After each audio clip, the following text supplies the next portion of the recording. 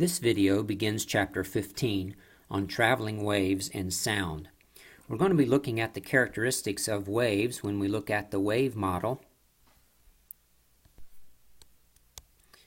And although waves can be any shape, we're going to be concentrating on the mathematics of sinusoidal waves. And then we'll look at sound waves and light waves and the energy and intensity of waves. And then we'll look at something called the Doppler effect.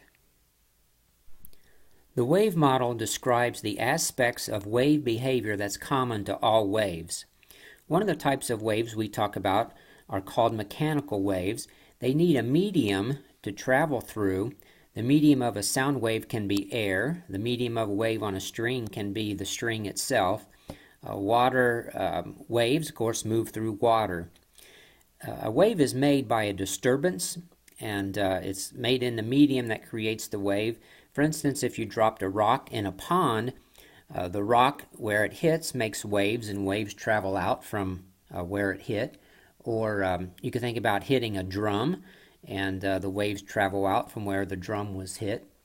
So any disturbance that propagates through a medium is called a wave. The waves travel outward through the medium at a wave speed. We give that the letter V. And waves also transfer energy. But it doesn't transfer any material or substance outward from the source. So we'll be taking a closer look at that. Besides mechanical waves, another type of wave we look at is called an electromagnetic wave. Things like light, radio waves, TV signals, cell phone signals, those are all types of electromagnetic waves. They do not require a medium. They can travel through a medium like air. But when we say does not require a medium, we mean that electromagnetic waves can travel through a vacuum, like the sun's rays coming to Earth travel through a vacuum.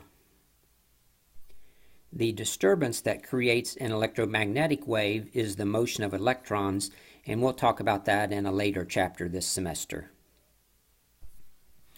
So a wave is a disturbance that travels through a medium or space, which we would also call a vacuum.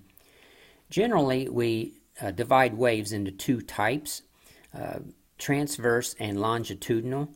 Now, a wave can be a combination of the two, but we're not going to study that. A transverse wave is when particles in the medium travel perpendicular to the direction of the wave. So, for instance, in our first diagram here, if a person pulls up and down on the rope like this, it sends a pulse down the rope, and so the direction of the wave is to the right, but the direction of the movement of the particles in the rope are up and down. So those are perpendicular to one another. In longitudinal waves, the direction of the wave is parallel to the disturbance. So here the disturbance, or the hand, is pushing and pulling on the rope back and forth, but the wave is going to the right. So those motions are parallel. Now, by the way, this diagram are masses connected by a spring. So here's the mass, and here's the spring, then another mass and spring, and so on down through there. So again, in longitudinal, the particles in the medium travel parallel to the wave. This slide shows the two examples again, or two types of waves as they travel, the transverse and longitudinal waves. On this section, we want to look at traveling waves, and we first want to look at a wave on a string. As we saw on the previous slide, if you take the end of the rope and you move it up and down quickly, it'll create a pulse or a wave that travels down the string. And to understand how it does that, we need to look at it microscopically, and that's what they've done here on the slide. They've picked a particle on the rope at this point, and they show that as the pulse is moving to the right, this point has to be going up as the pulse is going to the right, and that means it has to have an acceleration.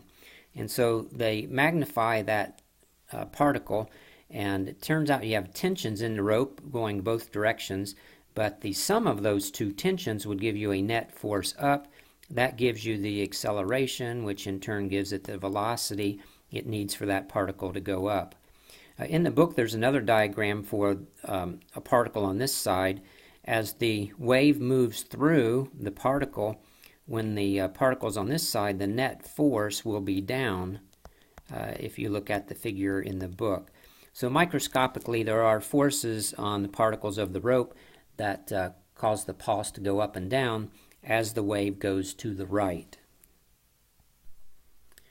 So you have to keep in mind the particle in the string is going up and down and the wave is going to the right. So the motion of those two is not the same thing. And then it says wave speed is a property of the medium. Well, for our string, the medium has to do with the tensions shown here. So that ends up in the numerator of our velocity or speed equation. And then in the denominator is the Greek letter mu, and it's described as mass per unit length in units of kilograms per meter. So we can calculate the speed of a pulse or a wave in a stretched string by this formula here.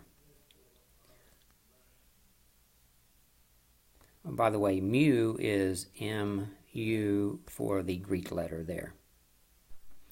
Well, we looked at a wave on a string. Now let's take a look at how waves travel through air. As we look at this note, it says the loudspeaker cone moves in and out in response to electrical signals. So they show the speaker moves in and out and it produces a wave that would travel to the right like that. Since the disturbance is parallel to the direction of the wave, this is a longitudinal wave. So sound waves are longitudinal waves. And then it also says then that the wave speed is a property of the medium. So if we look at this formula here, we have multiple symbols here, and they're explained here. The gamma, Greek letter gamma, is a constant that depends on the gas. For monatomic gases, it's a certain number. For diatomic gases, like air, it's another number. It does not have any units. And then R is our gas constant we've seen before.